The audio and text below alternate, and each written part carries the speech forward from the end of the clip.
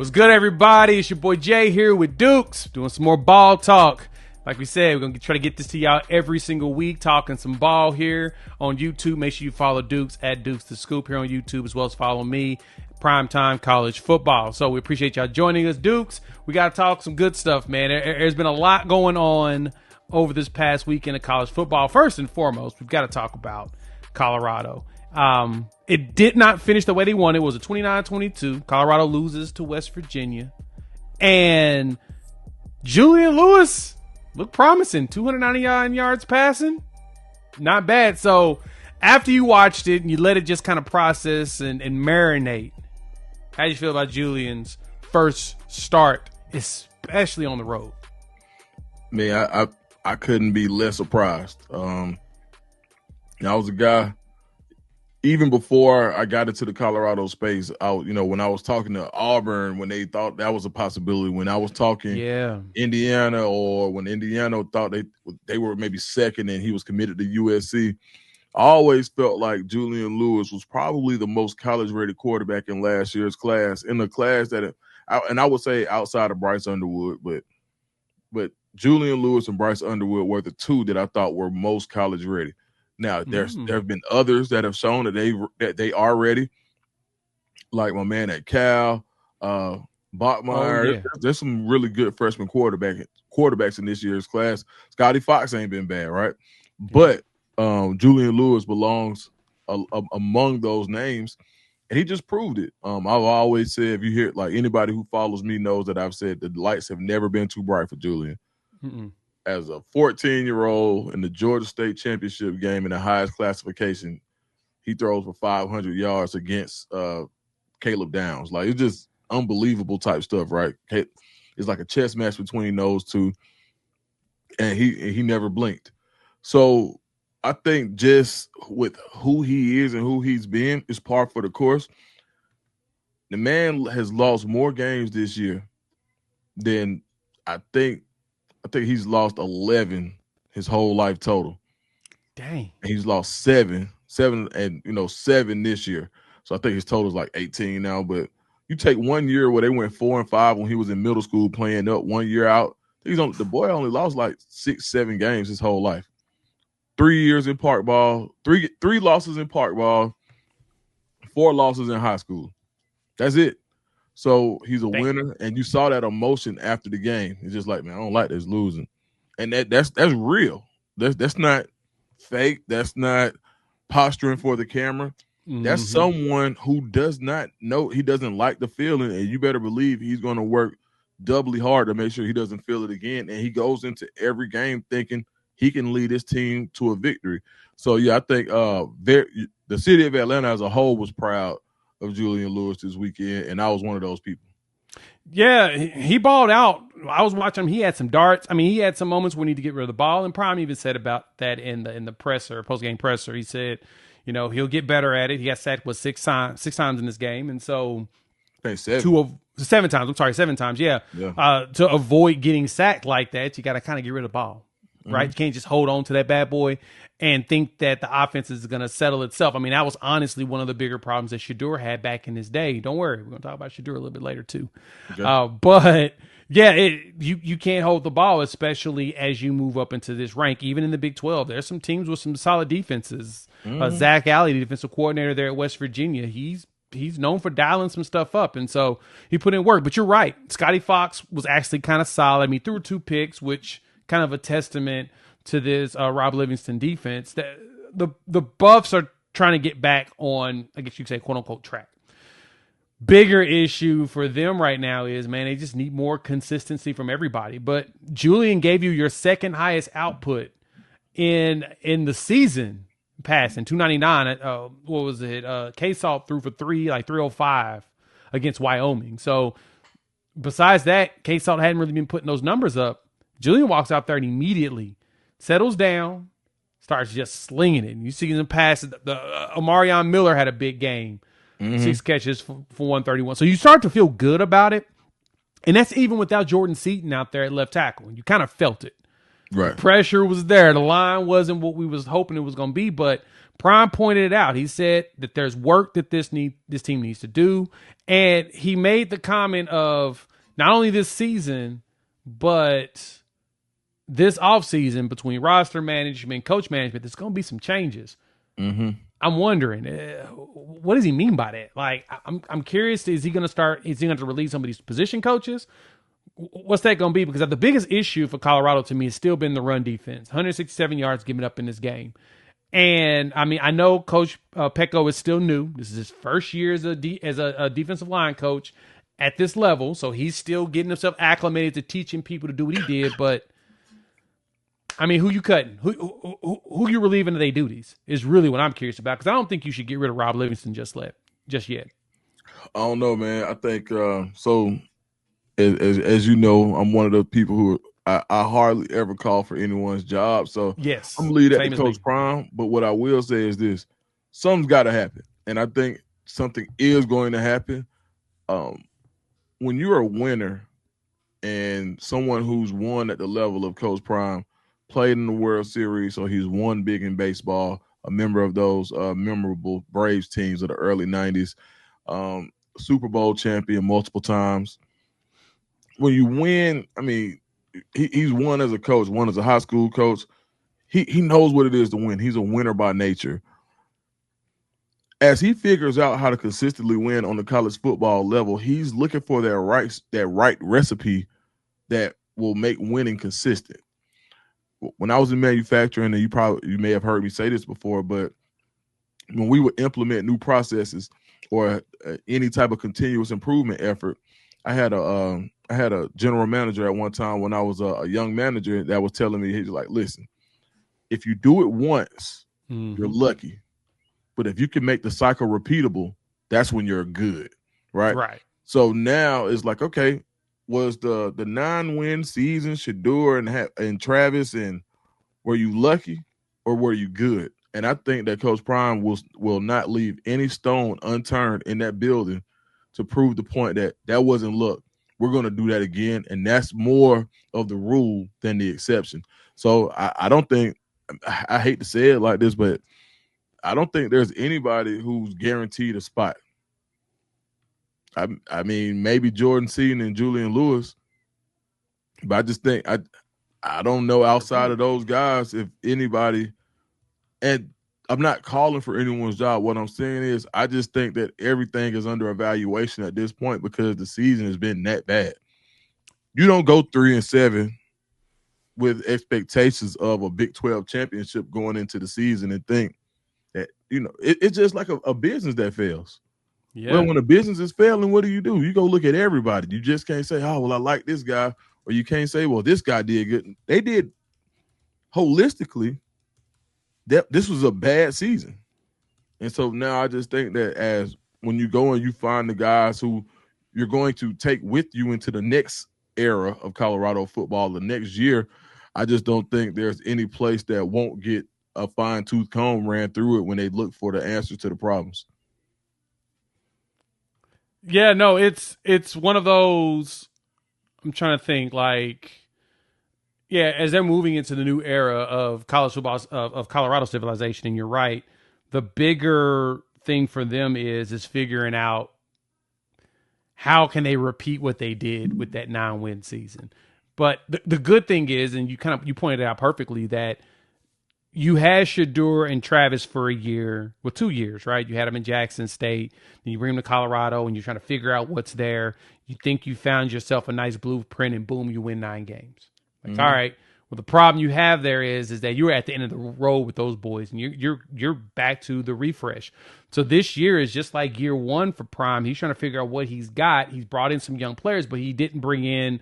To me, he didn't bring in the veteran he needed to really win games today. I thought K-Salt could have been that dude. You targeted him purposely because you saw what he did at Liberty. He looked really good. He looked like a dude that could carry a team on his own, and it just did not work out, unfortunately. Now you're back to square one of first season.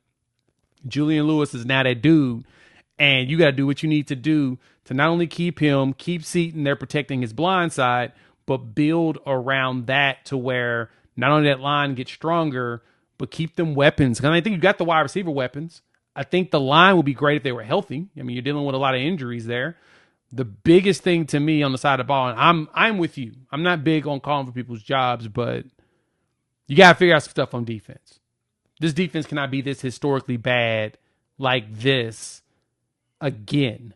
That was brutal. This has been a brutal season for Buffs fans. That's something that's got to be fixed. And I think it will be. I think that he'll figure it out. Like you said, Prime's a winner. He's done this for years. He knows what to get in. Not even gaslighting you Buffs fans, or Buff Nation or whatnot. There's a lot of work that has to be done to figure out who needs to be kept. And, I mean, I think the secondary is not terrible. I mean, we talked about it a little bit, though, dudes. It feels like that linebacker room is where you need to really figure out what's going on. They feel like the ones, they're not filling the gaps on the run. Your interior guys, which now you got a new defensive line coach, and he's going to have to figure that out. Give him a year. I give him a year of grace. Next season, if I don't see a big improvement, could be you. So, I mean, having the NFL pedigree, having the NFL jackets out there, the run game did see some improvements when those dudes were healthy. So I can't be mad there. But, man, you've been cycling through bodies like crazy. Like, are they practicing too hard? No. It couldn't be. But like you said before, they got way too much talent to be this bad. Yeah, but sometimes you got to have the right mix. And I think leadership played a big part in it. You talk about the defensive line where you lose a guy like Block Bully, who in his next year, he's out trying to motivate guys. Yeah. You lose a guy like BJ Green, who made the Jaguars roster. You're losing NFL guys. You had some guys who played pivotal parts that transferred. And that's the thing about the transfer portal. The transfer portal giveth, but it also taketh away. Taketh away. Yep. So when we talk about what was missing on this roster, I think there are 11 spots there are some really talented people on this roster. But when you look at the 11, did you have in each position, did you have the best person for the total 11? And I think that's what's important. Like, there are going to be some guys who may not fit at a certain school that fit in your 11 or fit in your 85 or however many the roster is.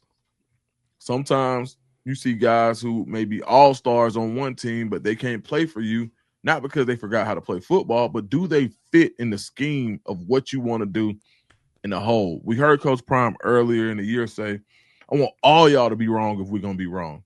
We're going to be wrong together, right? He wasn't saying, just go be wrong. What he was saying was, I need this 11 to move like a unit. And sometimes we always talk about how long it takes to gel, or what they're going to gel, and it's going to take time to gel. Well, what happens when they don't? When it doesn't gel, you get a 3-7 season. So I think you're just going. I really think that each position group. I know for a fact that each position group. Now, this is what I can say. This is some insider stuff, maybe, but each position group is being literally evaluated. And hey, we need to get better here. We need to get better here. We need to get better here. This is why do you bring in certain guys in certain roles? What kind of role do we need? Do we need an older guy here? Do we need a younger guy here? What are our young guys? Who's going to help us here next year? Does he talk enough? And I think leadership is going to be something that is going to be evaluated as well. It's like, hey, what do they say? Does he have a reputation of a leader? If we're going to the FCS or we're going to the group of 5, are we bringing captains? Are we bringing, when you go to FCS, you will want to bring a captain if you're going to bring FCS talent up. Somebody who was able to be a leader. That doesn't mean you have to be a captain in this locker room, but can you bring some leadership so we can build this culture the right way? And it's part of what happens in the transfer portal and in the NIL era is that it's hard to set up a lot of your culture walked out the locker room last year into the NFL with Travis and Shadur and Cam Sealman-Craig and Shadur Sanders and LaJonte and Jimmy Horn. Like, that's a lot of names that I just said. Will Shepherd. I mean, there are a ton of names that I just said that all had leadership qualities that you may have replaced them talent-wise. And, yes, this may have been your most talented team, but was it your best team? And that's a resounding no. Question. I agree with you there. Let's switch gears, and we're going to keep it into the family of the Sanders because, hey, man, Cleveland Browns, things looking bad, and people are asking questions now. So let's jump right into that. We got Dukes here, Jay, we're doing ball talk. Like I said, we bring y'all something every week, just talking what's going on, not only with Colorado, college football, just all around, right? So thank y'all for pulling up. Hit the like button on both of our channels if you're new. Like as well as subscribe. Join the families as we're growing these. All right, Dukes. Dylan Gabriel, once again, took an L. The Browns took an L, and it don't look good. Of course, you trade Joe Flacco. You run Dylan Gabriel out there.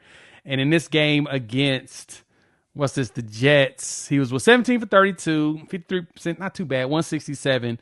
He had 2 touchdowns, but man, them passes, he was sacked 6 times, and his passes looked nasty. The bad ones looked bad. Mm-hmm. Now you're starting to hear the louder chatter about probably time to put in Shadur. We may as well see what the heck we got with Shadur. What are you thinking with the Browns? I know that he's been dealing with a back situation, so I don't even know if he's even ready to play. But what you thinking about is going with this squad? What should happen next? I think you should play Shadur. When you look at what Dylan Gabriel has done with his starts, he's 1-4.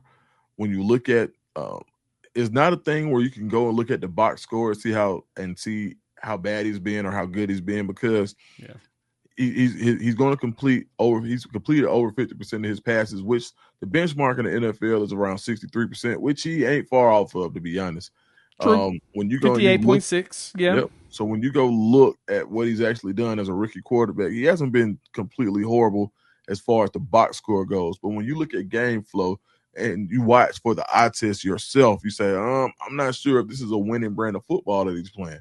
So I think it's warranted that you give Shadur an opportunity, because it's not like this guy was drafted number 2 overall and you have this exorbitant amount of capital in this guy. Millions put in his back pocket that you just got to play him because he's, the first rounder. No, you're right. I agree. Yeah, they're only it's a third and a fifth. Like, these guys aren't that far apart. Basically cousins when it comes in the terms of the draft. So right. I think it's one of those things where you got to give Shadur a shot. Will they? Probably not. And how much do you let Gabriel lose before you say, all right, am I going to damage him further? So I think it's a thing where you could be hurting Gabriel as well. So sometimes they say, rejection can be protection. So I think with some of the schedule and some of the things that we've seen, maybe this hasn't been the best time for Shadur to play. I'm not sure what the ideology is behind it, because none of this made sense in the first place. But what I will say is that you can't allow Dylan Gabriel to go 1-8, 1-9 without giving Shadur a shot. At this point, the FBI may investigate it. It's like, at this point, yeah. And it's funny. I saw somebody from the Cleveland Browns that covers them saying that you shouldn't play Shadur because it's 8 games left, and that'll be too many games. That Dylan's only gotten 5, and you shouldn't give Shadur 8. To me, it's like you need to see what you got. I think in both, you've got to see what you got with Dylan Gabriel. Now you need to figure out what you got with Shadur. And truth be told, next game is the Ravens. Ravens defense has been cheeks this year. They just have not been what they've been before. Now, granted, they did destroy the Browns second week of the season, but they've not been too good. Lamar's back. They play different when Lamar's playing quarterback. Fair. They're team. And this may not be. They may look more like the Ravens from week 2 this week, for sure. That's true. But the good thing is that after that you got the Raiders, and I think the Raiders have done a really good job making everybody look good. So if you want to try them out there, you should. And to me, I'm at the point of, look, Cleveland fans, I'm sorry, y'all the Browns. That is what it is. And I'm more so afraid that Shadur shouldn't be playing for this team because you the Browns. That's just how bad things have looked. You've gone through so many quarterbacks over the last 25 years since you've been back in 1999, 26. You've gone through more quarterbacks than you've been back in years. I think that number's closer to 40 at this point, if not past 40. So why should I feel confident that you're going to put out a product that's going to even protect your quarterbacks? Right? Like that's what I look at when I look at this team. And I saw, was it Stephen A. Smith was saying that he doesn't understand why he's not in the game. You've got all the talking heads saying that Stefanski prefers to lose his job rather than play Shadur, because if you play Shadur, it makes him look bad. But then you have others saying that if he can't play Shadur because it doesn't help him keep his job. He's trying to find a way to keep his job. And I don't know what to think in that. But I'll say this. It won't kill you to just throw the dude out there and see what he got. If he plays good, yeah, it goes against your narrative, but who cares? You might keep your job. But honestly, if Shadur goes out there and balls, he may get fired anyway. Truth be told. Right? I mean, am I wrong for even thinking that? Because it makes sense. You might as well go out there and win. Put some and have some, have some type of trajectory that you had your team on before you got canned, that you can say, hey, next team, this is what I was able to do with a 5th round pick, quote unquote, even though the 5th round pick is disguised as a consensus first rounder, right? But hey, it is what it is at this point. But yeah, I don't think you got nothing to lose, and I just hate to see. I would hate for an ego to cost and rob Cleveland of a potential glimmer of hope on it in this season. And it feels like, but I don't even feel like they're even trying to have hope, man. At this point, it's like, just go ahead and tank again and try to get another quarterback. But I'm looking at the college football landscape. There's possible options, but man, we'll talk about that in just a minute, because I don't know how I feel about who's going to be that potential person. But no, the Browns are at the point where, I mean, you paid Myles Garrett to convince him to come back because you told him who was you going to get at quarterback. I'm assuming that he thought it was going to be Shadur. Shadur still ain't played, and he ain't happy. You get Jenkins, and, I mean, it's just nothing's working out. You're 2-7. What more could you lose besides what you're already going to lose? Right. Just put the dude in. Let's see if, like I said, let's at least see what you got. You saw in the preseason, you're like, okay, Shadur might be a little something. Right. But then you never really throw him back out there. Now, I know he's been dealing with his back situation, dealing with some injuries. Makes sense you haven't put him in, but we're past it. It. Like, the fact that Dylan Gabriel in his 7 games just hit what Joe Flacco did in yards in his first 4 games he played. Yeah, we're not in a situation where I don't think it's gonna work for Dylan, and I think it's honestly, and I'm being 100% real here. I don't even think it's Dylan. I truly think it's Cleveland. I don't even think it's Dylan. I don't even think it's Dylan. I think it's Cleveland, and it's just the way it is what it is, man. It's what it's been for y'all for a bit. So, well, let's see if they decide to make that happen. See if they give this dude a shot, and we know that Shadur showed up and saw Prime at the game, had a nice emotional moment as a family, which was dope. But let's talk about last week, because last week, college football, it feels like the SEC now is going to run the table. They have an opportunity to. Big 12 teams get knocked off. ACC feels like they don't even want it. They trying their hardest not to get teams into the playoffs. Same thing with G5. So let's jump right into that. You got your boy Dukes here, Jay, doing some ball talking. We got to, Dukes, let's talk about your squad first, man. All right. Auburn. This has been my assessment of Auburn. And we'll talk about this again, too, on your show in a bit, because we're going to talk about this some more. But this has been my assessment on this. This was the first time the defense didn't look like the defense normally would. Mm-hmm. And I feel like it's because DJ Durkin was focused on everything and not just defense. And I think that may have taken his mind away from the thing he's his strongest at right now. A lot of chaos. Freeze gets fired, things changing, and now he is, quote unquote, auditioning for another head coaching job here. How did you feel about that performance? Because when I watched it, I was like, oh, the offense has a pulse. Right. Didn't even realize it. Right. Yeah. I mean, I think one of the things that is resounding in college football is when Coach Prime was asked about when you gonna start, why are you starting Julian Lewis? And he says common sense. And I think getting the ball to Eric Singleton and Cam Coleman in a concerted effort is basically common sense. When you've got $2 million receivers in college football, it would behoove you to get them the ball and make sure that it's, that you're trying to, not tricking people, not saying, hey, it looks like this, but we're doing this. Man, get them the damn ball. Yeah. And I think that's what happens, and that's what happened, and that's why you saw the offense look like it has, and it hasn't. You haven't seen Auburn score points like that in an SEC game in forever, especially against a ranked opponent. I think the defense. I'm not sure if Durkin was effective. I talked to some people in the building who felt like Durkin did a good job of balancing everything.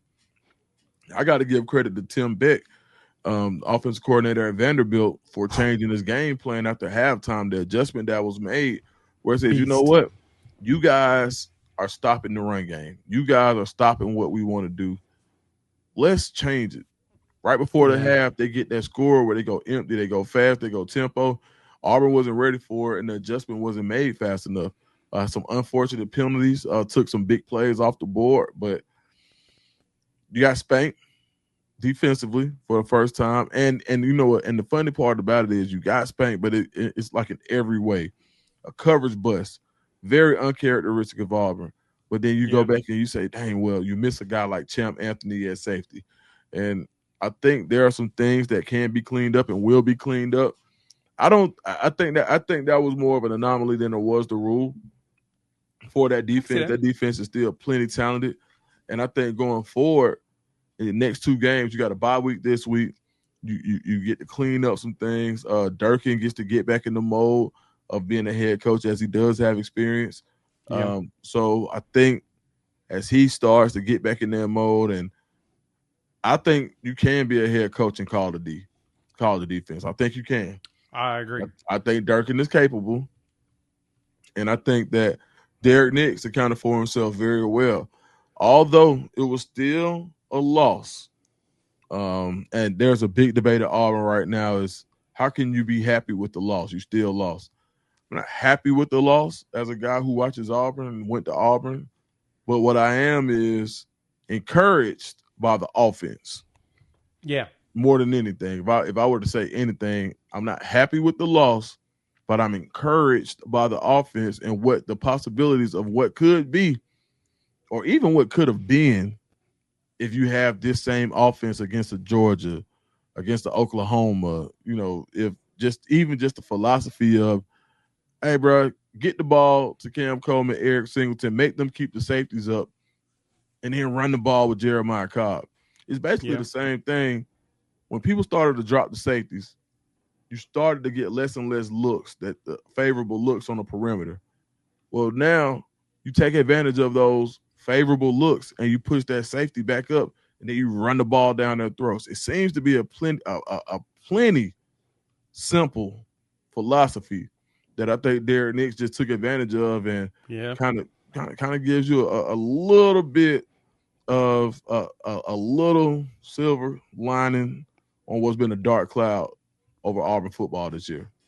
Yeah, there's been some struggles there, man. And the offense, and I don't say this as shade, but I say this as just being a realist here, and that's what you thought you were bringing Hugh Freeze here for, was this type of offensive performance. This is what you thought you brought Hugh Freeze for, and he just never amounted to it. Mm-hmm. I'm not sure what it was. Is it stubbornness? Is it whatever? You just never got this. You run for 210 yards with Daniels running for 89 and Jeremiah Cobb getting 100 yards in the game. That's fantastic. Mm-hmm. Ashton Daniels looked like a freaking gunslinger out there. 353, and Vanderbilt's defense is no slouch. This is a defense that balls out whenever, they lock down. Clark Lee has done a really good job with his defense overall this year. And so you ask the question, how did Auburn all of a sudden, two wide receivers with over 100 yards receiving. The two dudes that you paying the most right now, right? The guys that you said that you expected to be them dudes. Right. They put up numbers. For sure. They balled. You got everything that was advertised about Auburn this season, we got in this game. Right. The only thing is they lost the game in the end. Yep. Against a good Vanderbilt team. We can't even pretend like we normally could laugh and you would clown somebody you can't be clowned this year about Vanderbilt. After last season, everybody's like, nah, be unnoticed. Something's up with this team. And then this year, you're like, yeah, nah, there's something for real up with this team. They 8-2, dog. We can't even absolutely, yeah. We can't do the usual laugh at Vanderbilt thing. Not the Clark same. Lee's done something. Not this ain't your grandpappy's Vanderbilt, right? Man. This ain't even my daddy or even me as a teenager. Man, this is like Vandy boys, like the same. It's like the football team is playing with the baseball swag, right? There you go. Yep. That's exactly what it is. This is wild to say. This is the James Franklin version of Vanderbilt, dog. Those 3 years where he won 9 games. Yeah. Where you go out there? Dreams were dying in Nashville in the SEC. Yes. Mm-hmm. You go out there, you getting smacked around and people pissed off. Like, how we lose the Vanderbilt? Man, James Franklin was getting dudes. And then you see that it for ain't 2 years. Vanderbilt, I know. Right. Nope. I don't remember them. I could have sworn that they were bad. Right. Exactly. Yeah. It's like looking at Kansas football right now. Like Lance Leipold is out there winning games, and you were like, I remember them sucking. Nah. They've been on the trajectory. So that one's crazy. And then you had the ACC. So we set all this up because I really wanted to get your opinion on that. But really, the big one is this though, Dukes. ACC, 2 big old losses this weekend. Not only did Virginia get knocked off. But Louisville got knocked off. I don't think when the college football playoff polls drop this week, either one of them will possibly be ranked. The ACC won't to have anybody because you talked about it. Cal's quarterback, the phenom that they have there. What's that? JKS. I call him JKS. Mm-hmm. Cooked them. Cook out there for Louisville. Right. Now, both these top 14, them 14 and them 15 in the country get knocked off by unranked squads. ACC looking bad. To me, this is what this lines up for, though. There's a chance the SEC could have multiple teams in the playoffs. They could have 4. They could have 5. Yeah. If this plays out. Yeah, I think so. What I think is going to happen is you had 2 opportunities to stop that. Georgia Tech has a big game against Georgia. Georgia Tech pulls that out. Then, Georgia Tech kind of writes their ticket for the most part. And Pittsburgh, this week, Pittsburgh plays Notre Dame. Nobody's been talking about Pittsburgh, but I was talking about Cade Bell being a candidate for the Auburn offensive coordinator job. Somebody who has a really good offense, did crazy things at the FCS level. They've got a new quarterback, a freshman that they've played. They had Eli Holstein this year. This year, they got a new quarterback. This guy's the real deal. I believe his name is Heinzel, if I'm not mistaken. And correct me if I'm wrong. Let me look. Yeah, let me check. Mason Heitschel. Okay. Heitschel, yeah. Yep. So butcher that. My bad, dog. No, Murder Mace has been balling. And he provides some dual threat capability, and that team is a lot better than what people know. So I think ACC still has some hope left. It never takes out how we think it is, right? True. Every year it seems like around this time, people just lose games that they are not supposed to. And I think right now that's going to be one of those things that happens with the ACC. They're going to get. I think the ACC gets 2 in. What 2? Ooh. I don't know. But I can see with the games that are left, I can see where there can be enough done, especially with how these SEC, like you got Texas and Georgia this weekend. That's a huge one. Ole Miss has to tread lightly. I mean, there are some teams that we're counting on. Alabama has to play a very talented and motivated Auburn team. So this thing the cannibalism can also hurt the SEC as well. So we'll see how it plays out. I'm not ready to write off the ACC quite yet. Yeah, I get you there.